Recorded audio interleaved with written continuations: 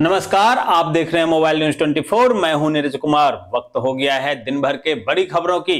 प्रधानमंत्री बनने के बाद चौथी बार आज अयोध्या पहुंचे प्रधानमंत्री नरेंद्र मोदी, जहां रोड शो कर अयोध्या धाम रेलवे स्टेशन पहुंचे। वहां उन्होंने 2 अमृत भारत एक्सप्रेस और 6 वंदे भारत ट्रेन को हरी झंडी दिखाकर रवाना किया। साथ ही अयोध्या में महर्षि वाल्मीकि अंतर्राष्ट्रीय हवाई अड्डे का भी उद्घाटन किया। वहीं जगह जगह पर लोगों ने पीएम मोदी का भव्य स्वागत किया। रूस के सुदूर पूर्व इलाके में एक बड़ा हवाई हादसा होते होते टल गया, जहां 30 यात्रियों को लेकर जा रहे सोवियत काल का एंटोनोव 24 विमान को पायलट की गलती के कारण रूस के सुदूर पूर्व में एक हवाई अड्डे के पास जमी हुई नदी में उतार दिया गया। हालांकि फ्लाइट की सुरक्षित लैंडिंग हो गई और सभी सुरक्षित हैं। एक लंबे इंतजार के बाद राजस्थान के सीएम भजन लाल शर्मा के कैबिनेट का हुआ विस्तार। बीजेपी के 22 विधायकों ने ली मंत्री पद की शपथ। राज्यपाल कलराज मिश्र ने दिलाई शपथ। 22 जनवरी को अयोध्या में आयोजित राम मंदिर के ऐतिहासिक प्राण प्रतिष्ठा कार्यक्रम में शामिल होने के लिए कांग्रेस पार्टी के पूर्व अध्यक्ष सोनिया गांधी और मौजूदा अध्यक्ष मल्लिकार्जुन खड़गे और लोकसभा में कांग्रेस के नेता अधीर रंजन चौधरी को भी आमंत्रित किया गया है। लेकिन ये लोग अयोध्या आएंगे कि नहीं, अभी इस पर पार्टी असमंजस में है, जिसे लेकर कांग्रेसी महासचिव जयराम रमेश ने कहा कि समय पर शामिल होंगे या नहीं, ये बता दिया जाएगा। नए साल से पहले देश में कोरोना की रफ्तार कम नहीं हो रही है। जहां भारत में बीते 24 घंटे में कोविड-19 के 743 नए मामले सामने आए, वहीं 24 घंटे में मरने वालों की संख्या भी 7 है और देश में कुल एक्टिव केस की संख्या 2997 हो गई है। दोस्तों, आगे बढ़ने से पहले आपसे रिक्वेस्ट है कि अगर आपने अभी तक इस न्यूज को लाइक और कमेंट नहीं किया है तो प्लीज लाइक और कमेंट कर दीजिए, क्योंकि आपके लाइक और कमेंट का मैं कब से इंतजार कर रहा हूं और जैसे ही आपके लाइक कमेंट आते हैं हमारे खुशियों का ठिकाना नहीं रहता। भारत के मोस्ट वांटेड भगोड़े में से एक कनाडा स्थित गैंगस्टर लखवीर सिंह लांडा को आतंकवादी घोषित कर दिया गया है। जहां लांडा पंजाब के तरन तारन जिले का रहने वाला है, जो वर्तमान में कनाडा के एडमॉन्टन अल्बर्टा में रहता है। लांडा का संबंध बब्बर खालसा इंटरनेशनल ग्रुप से है। 1 महीने बाद खुला नेपाल के सबसे बड़े विमान हादसे का राज। 72 यात्रियों की हुई थी मौत। इस रिपोर्ट में बताया गया है कि संभवतः विमान हादसे की वजह पायलटों द्वारा बिजली सप्लाई बंद करना था। असम में अस्थायी शांति की दिशा में बड़ा कदम उठाया गया है, जहां केंद्र और असम सरकार के साथ उल्फा ने त्रिपक्षीय शांति समझौते पर हस्ताक्षर किया। वहीं उल्फा के साथ हुए शांति समझौते की पीएम नरेंद्र मोदी ने सराहना की और कहा कि असम में अस्थायी प्रगति का मार्ग हुआ प्रशस्त।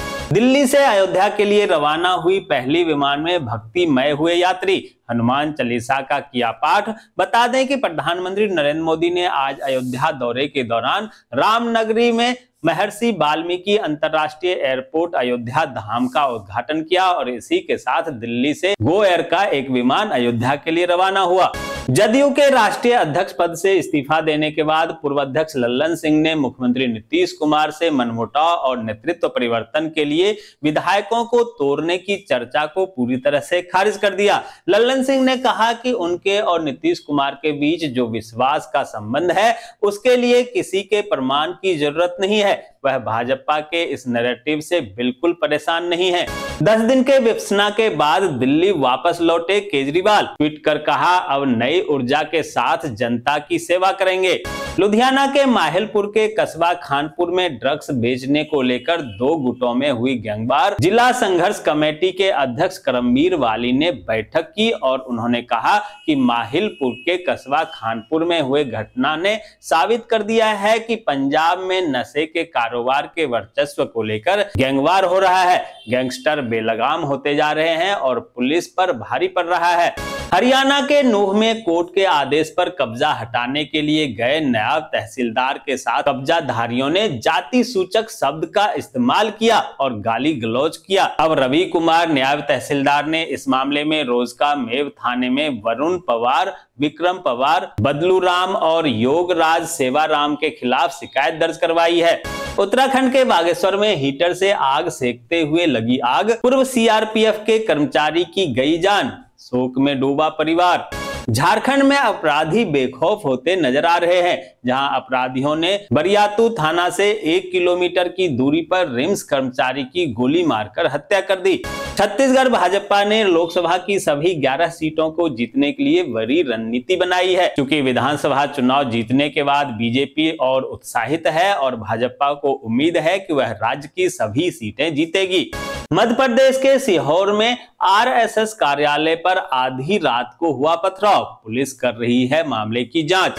हिमाचल प्रदेश में ई व्हीकल को बढ़ावा देने के लिए सरकार ने उठाया बड़ा कदम, 1 जनवरी से नहीं खरीदे जाएंगे डीजल पेट्रोल वाहन, सीएम सुक्खू ने दिए निर्देश।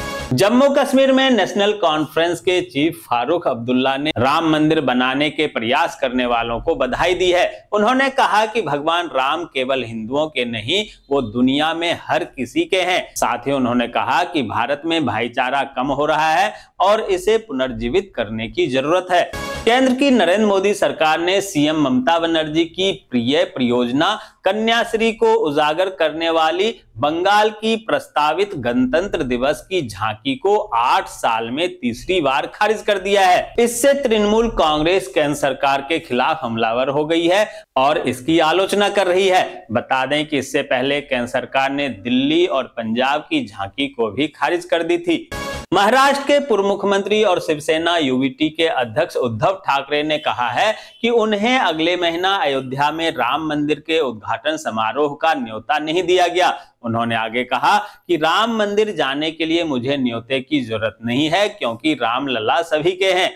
केंद्रीय गृह मंत्री अमित शाह ने गांधीनगर में एनसीडीएफआई मुख्यालय के शिलान्यास एवं ई मार्केट अवार्ड 2023 समारोह में सम्मिलित होते हुए कहा कि प्रधानमंत्री ने इथेनॉल के लिए एक वैश्विक अलायंस बनाया है। हमने अलायंस बनाने से पहले ही इसकी एक पॉलिसी बनाई है और मक्के की खरीदी भी नेफेड के जरिए ही की जाएगी।